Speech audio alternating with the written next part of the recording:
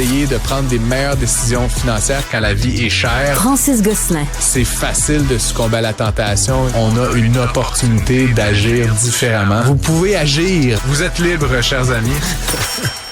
Salut Francis. Salut Alex. On se souviendra, tu sais, au plus fort là, de la crise des tarifs, là, il y avait le bon M. Ford, là, hein, qui avait vidé une bouteille de whisky en pleine conférence de presse sur le sol. Après ça, ben là, au Québec, on avait retiré les produits américains des tablettes de la SAQ. Voilà qu'une élue républicaine veut déposer un projet de loi obligeant le Canada à acheter de l'alcool américain. Oui, ben en fait, c'est une drôle de stratégie finalement. Là. Le projet de loi vise à combattre les attaques sur l'industrie nationale de l'alcool par des alliés. Là. C'est son titre de ce projet de loi. C'est une élue républicaine qui a déposé ça. C'est un peu particulier comme stratégie, évidemment, dans la mesure où le boycottage est en réaction à des mesures abusives qui ont été mises en place par le président Trump. Donc, c'est un peu eux qui ont commencé. Donc, évidemment, la vengeance, si tu veux, là, alcoolique n'est qu'une petite goutte dans l'océan là, des dommages qui ont été faits à la relation commerciale à l'initiative des Américains. Et maintenant, ce qu'elle souhaite faire, évidemment, c'est élu, puis on sent là, que tout ça a été téléguidé un peu par le président Trump, c'est de faire adopter un projet de loi qui permettrait essentiellement de mettre en place des contre-tarifs au boycottage, dans le fond, pour un peu pénaliser les Canadiens qui ont cessé d'acheter de l'alcool. C'est une drôle de façon de procéder, Alex, comme si on adoptait un projet de loi là, pour t'obliger à t'acheter un char là, ou d'aller magasiner chez Subway. Là. Tu sais, oui. c'est pas vraiment comme ça que ça fonctionne. Il suffirait peut-être là, que le président Trump respecte déjà l'esprit de l'entente Canada-États-Unis-Mexique qu'il a lui-même signé, puis on n'aurait pas à prendre ces mesures de rétorsion. Il faut aussi dire qu'il y a quand même l'Alberta et la Saskatchewan là, qui ont repris le commerce avec les États-Unis. Donc, ce ne sont que quelques provinces là, qui continuent le boycott.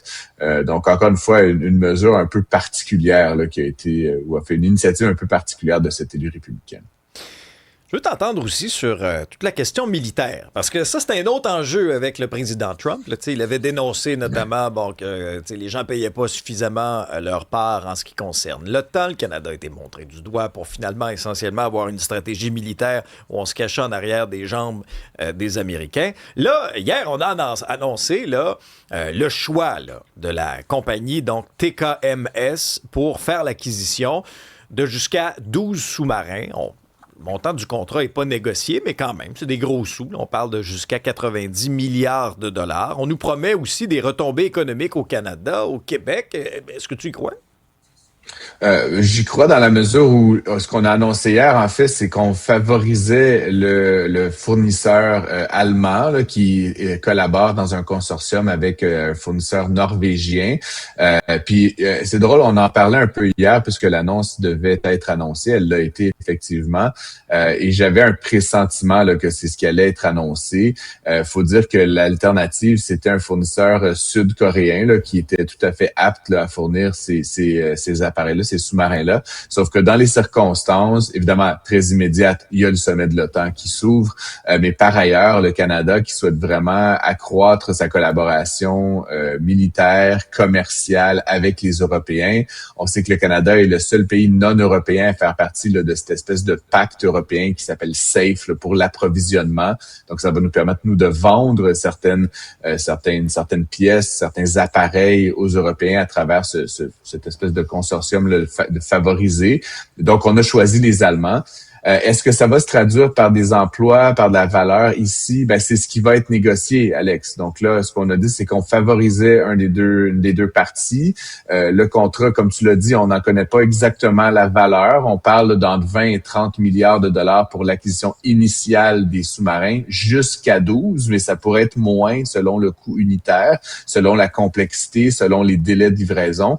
Puis ensuite, il y a le contrat de maintenance, là, parce que ces appareils-là, faut dire, sont évidemment complexes. Il faut les garder toujours en état de fonctionnement à un niveau assez élevé. Actuellement, le Canada possède 4 sous-marins et il y en a généralement qu'un qui fonctionne, justement parce qu'on sous-investit historiquement. Donc, la maintenance est clé là, quand on achète des appareils comme ça. Faut pas aller trop creux. Faut rester. Non, ça, puis tu surface. sais, c'est pas comme une voiture là que tu peux pousser là jusque dans ses derniers retranchements. On parle quand même d'appareils militaires qui ont des missions stratégiques à effectuer là, au large des côtes, dans l'Arctique, là, dans l'Atlantique, dans le Pacifique. Donc on peut pas opérer ça à moitié. C'est comme tu le dis dans les profondeurs. C'est pas un vieux bazou là qu'on peut oublier de faire son changement d'huile. Donc ultimement, il y a des dizaines de milliards de dollars de maintenance qui doivent être faits. Est-ce que par exemple la partie allemande va transférer du savoir-faire, de la technologie? Est-ce qu'on va carrément créer des points de service, des usines ici en sol canadien? C'est tout ça qui va être négocié.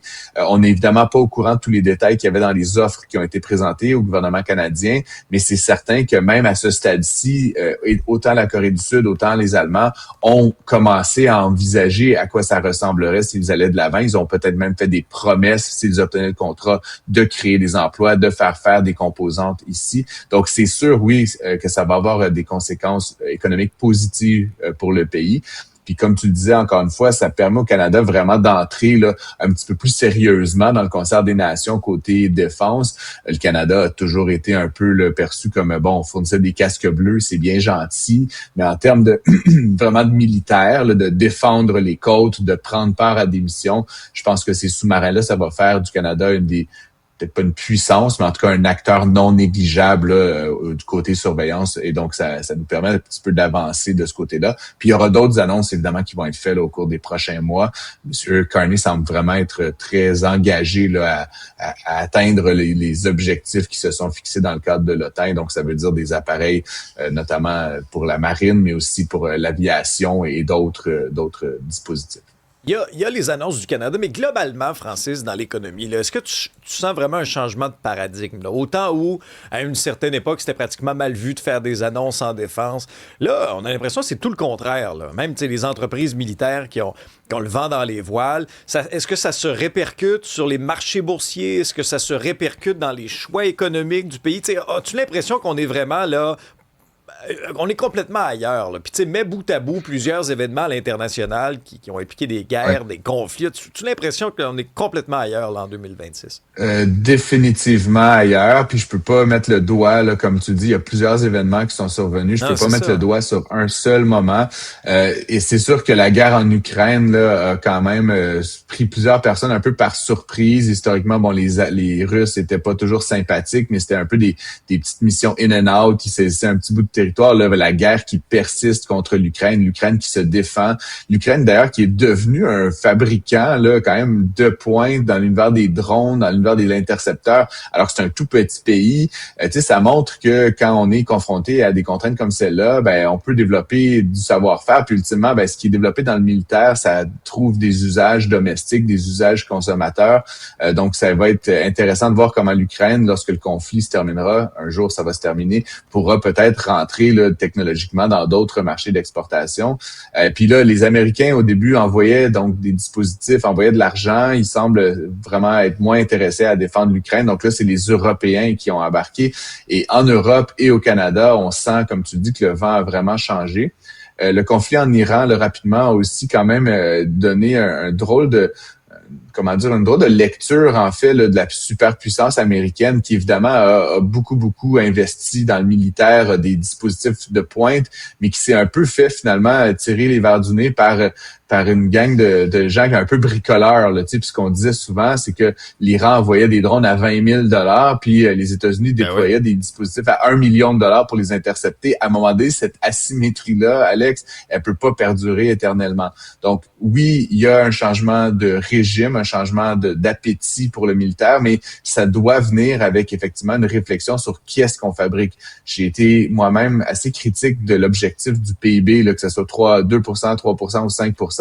Parce que dépenser de l'argent, je peux mettre du gaz sur une pile de cash, puis ça va dépenser de l'argent. Il faut se demander qu'est-ce qu'on obtient contre cet argent-là. Et donc, par exemple, l'Ukraine, pour le même dollar, obtient beaucoup plus de défense, de valeur défense que les Américains qui dépensent des milliards et qui finalement, c'est un petit peu gaspillé d'une certaine façon. Donc, il faut être efficace dans l'achat. Et ça, je pense que c'est une réflexion que tous les gouvernements de la planète, mais le gouvernement canadien particulièrement, doit se poser pour éviter justement qu'on ne fasse que dépenser pour acheter des trucs qui comme nos sous-marins actuels, ne vont pas fonctionner, ou des avions qui éventuellement vont être contrôlés par d'autres.